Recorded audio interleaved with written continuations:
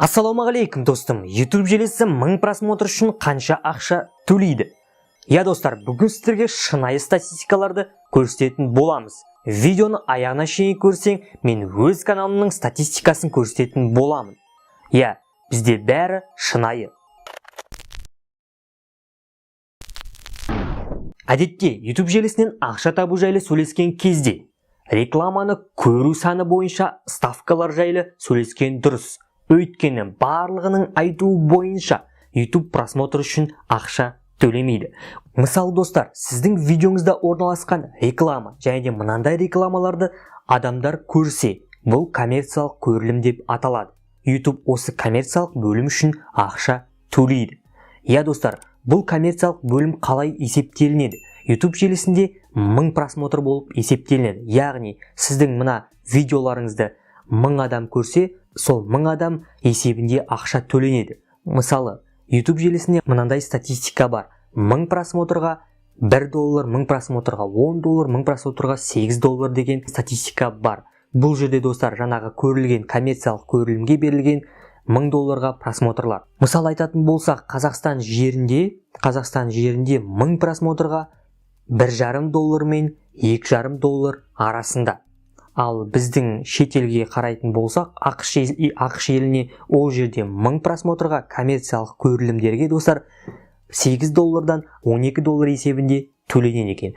Мысалы біз Ресей елімен Қазақстан елін салыстыратын болсақ, Қазақстан елінде жаңа айта кеткенімдей коммерциялық көрілімге $1,5 мен $2,5 аралығында төлесе 1000 просмотрға, ал Ресей елінде достар коммерциялық көрілімге $2,5-дан $4,5-ға орташа есеппен төленеді екен.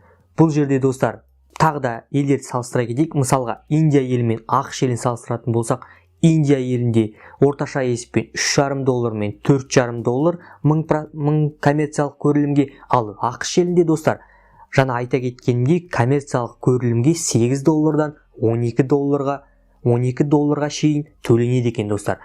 Я, бұл жерде жаңағы түсіруші өзінің ақша табуына тікелей қатысы бар екен. Бұл қалай дейсіздер ғой достар? Бұл жерде әртүрлі факторларға бөліп тастауға болады. Мысалға, сіздің видео түсіретін тіліңіз. Мысалға, менің қазір видео түсіретін тілім қазақ тілі.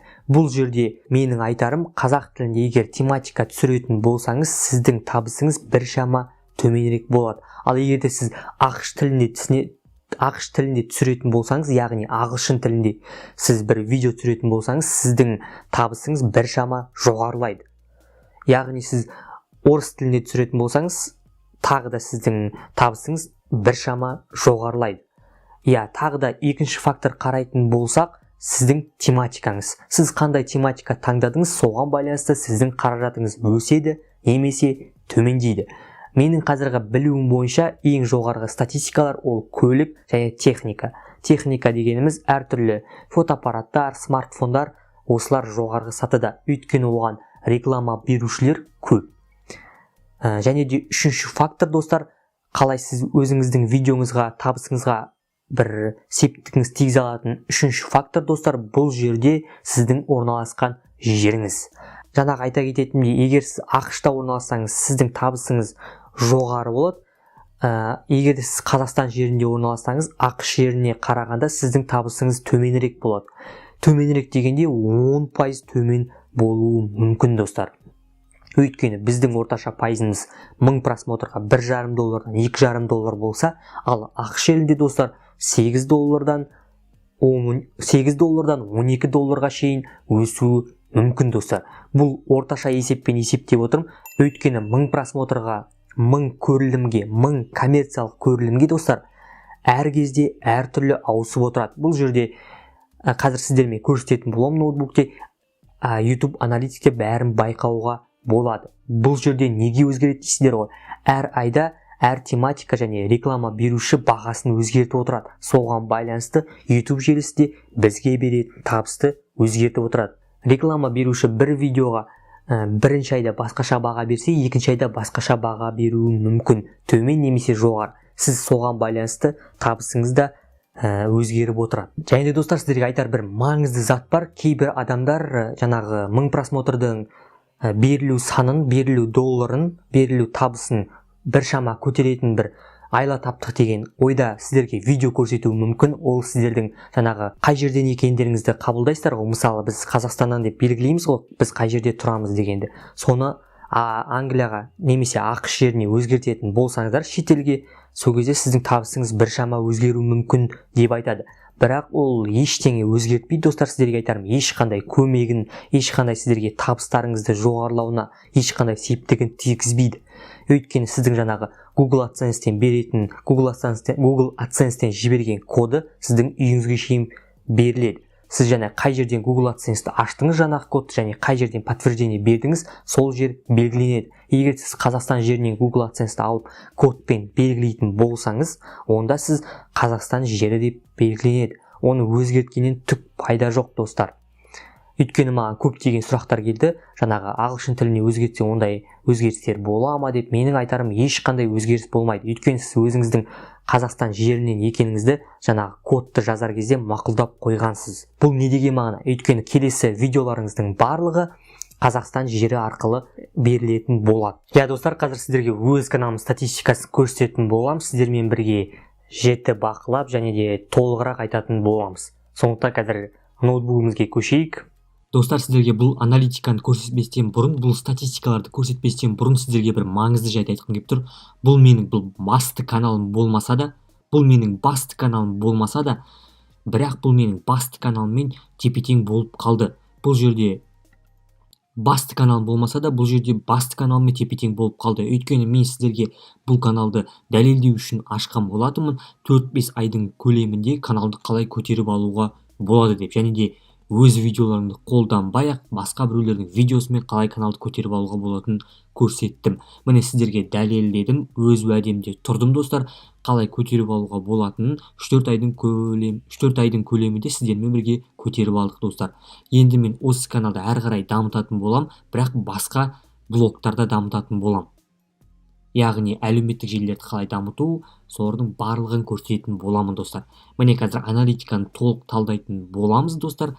Біле жүріңіздер, басты канал болмаса да, бұл деңгейі жақсы болып қалған каналдардың бірі болды. Өз каналыңа кіргеннен кейін творческий студияға кіреміз. Бұл жерде творческий студияға біз екі тәсілмен кіреміз. Мына жерде міне қараңыздар, мынау творческий студиямен, немесе былай кіруге болады. Творческий студияға кіргеннен кейін бұл жерде аналитик деген бар, статистикаларға кіретін боламыз.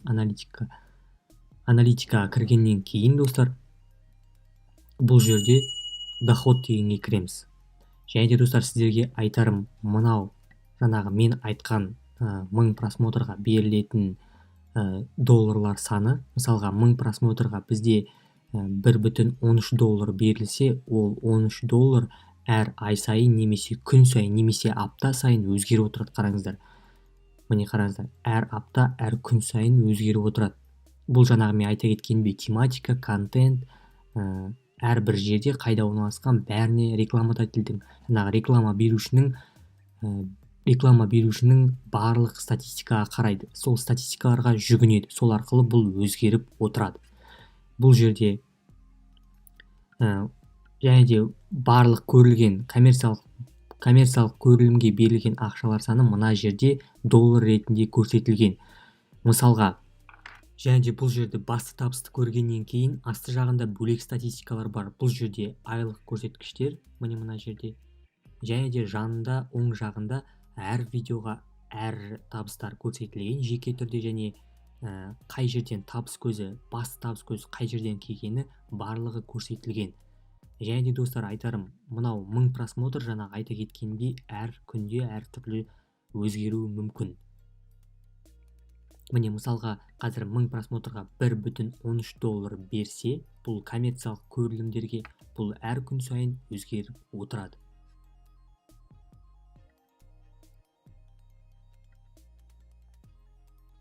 Бұл жерде біздің нақты көргеніміз творческий студияда аналитик арқылы табыс көзін көрдік. Міне сіз қазір басқа каналдардың табыстарын, немесе өз каналыңыздың табыстарын осы статистикалар арқылы көре аласыз. Демек достар, YouTube желісінен ақша беру, коммерциялық көрілімге ақша беруі, ол 1000 просмотрмен есептелінеді екен, және 1000 просмотрға берілетін ақша саны жаңағымен алдында айтып кеткен критериялармен қаралады.